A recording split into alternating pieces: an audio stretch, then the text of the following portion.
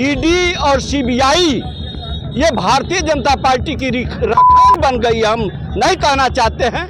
और इसका जवाब आप लोग के पास नहीं होता है कि जब जहां आप लोग जीत जाते हैं वहां पे आप ईवीएम का मुद्दा नहीं उठाते हैं, और जहां हार जाते हैं वहां पे आप कहते हैं कि ईवीएम है यहाँ पे। भारतीय जनता पार्टी ने वादा किया था कि हमारी सरकार आएगी तो निषाद समाज के लोगों को अनुसूचित जाति में शामिल किया जाएगा, लेकिन उसने शामिल नहीं किया। इतना ही नहीं, निषाद समाज के एक गद्दार को अपने साथ मिला करके, और वह निषादों को गद्दार किसको कह रहे थी, और इंदिरा गांधी ने इमरजेंसी लगाया था, घोषित इमरजेंसी लगाया था, और मोदी जी आज घोषित नहीं, ये अंदर से इमरजेंसी लगा दिए हैं। जो 2024 में होने वाला लोकसभा चुनाव कई मामलों में ऐतिहासिक चुनाव होने जा रहा है। विरोध का जो स्वर है, विपक्ष जिस तरीके से इस बार उठा रहा है, शायद ही कभी इसके पहले उठाया गया हो। इंदिरा गांधी की सरकार के समय इमरजेंसी के बाद जिस तरीके से विरोधी स्वर उठे थे, शायद वही माहौल इस समय भी।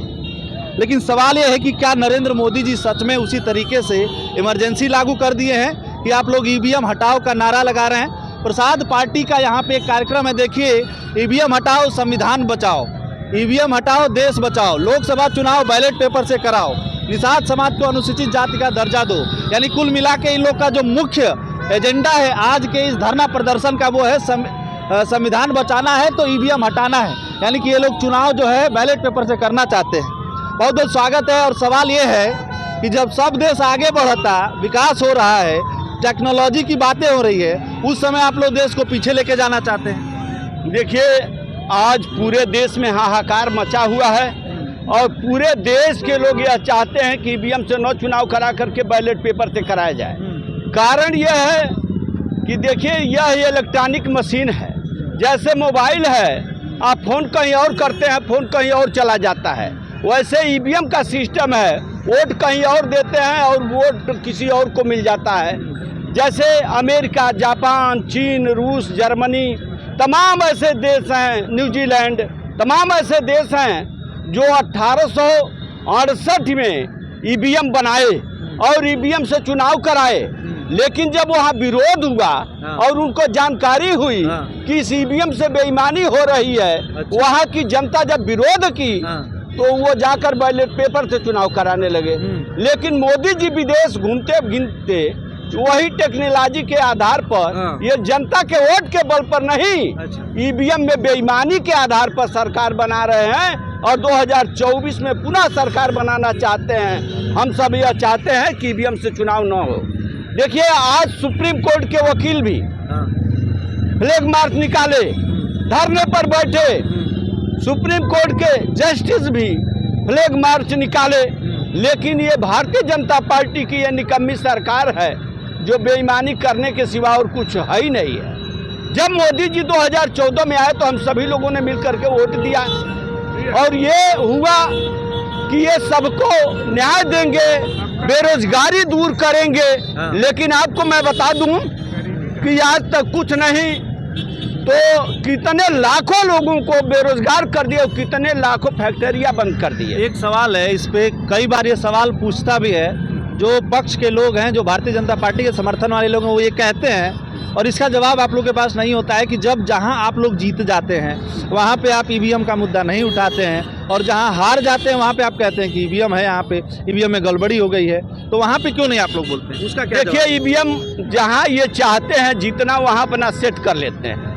जिस मोबाइल में जैसे हम सेट करवा लेते हैं, कर लेते हैं कि ये मोबाइल का काल फला के मोबाइल पर जाएगा, वैसे ईवीएम है, जहां एक सीट का चुनाव होता है वहां ये सेट नहीं कराते हैं। वो दिखाते हैं जनता को कि ये समाजवादी पार्टी जीत गई, कांग्रेस जीत गई, या विरोधी पार्टी जीत गई। लेकिन जब बड़े चुनाव की, लोकसभा की बात आती है, विधानसभा की बात आती है, तो ये निश्चित रूप से ईवीएम में छेड़छाड़ करके, बेईमानी करा के, हैंग करा करके और चुनाव को जीतते हैं। इतना ही नहीं, इस देश में 19 लाख ईवीएम गायब है। ईवीएम बनाने वाली कंपनी ने ये दिया ईवीएम निर्वाचन आयोग को, और निर्वाचन आयोग को ईवीएम मिला ही नहीं। मेरे सम्मानित साथी, आखिर वो ईवीएम कहाँ गए? उसके खिलाफ ये भारतीय जनता पार्टी, अगर ईवीएम चोरी हुई, सरकार उनकी है, तो उनको एफआईआर देना चाहिए। लेकिन चोरी करने वाला घरवे में है या चोरी कर रहा है, अपने को बचा रहा है, तो कहाँ से होगा? रक्षक ही भक्षक है। इसलिए आज देश में जैसे 1975 में क्रांति आई थी और इंदिरा गांधी ने इमरजेंसी लगाया था, घोषित इमरजेंसी लगाया था, और मोदी जी आज घोषित नहीं, ये अंदर से इमरजेंसी लगा दिए हैं। जो नेता उनके विरोध में बोलता है उनको जेल के शिकंजों में डाल देते हैं। जैसे पहले ये चलता था, लोग मेलान हाँकते थे, खोरा हाँकते थे, खोरा जाता था, जिसके ऊपर उनकी मंशा होती थी खोरा उनको पकड़ लेता था और वो चोर घोषित हो जाता था। तो वैसे आज ये नेता हैं, जब मोदी जी के खिलाफ कोई बोलता है तो मोदी जी का खोरा वैसे घूमते घूमते जाता है, और वो खोरा उनका ईडी और सीबीआई है। जैसे अभी देखें बिहार में जब नीतीश जी के कान को पकड़े हैं कि अब ईडी छोड़ रहे हैं, आप सुधर जाइए, तो नीतीश जी का पाला बदल गया, उनके लालू के लड़के के सरकार को गिरा दिए, नीतीश जी पुनः मुख्यमंत्री थे, हो गए।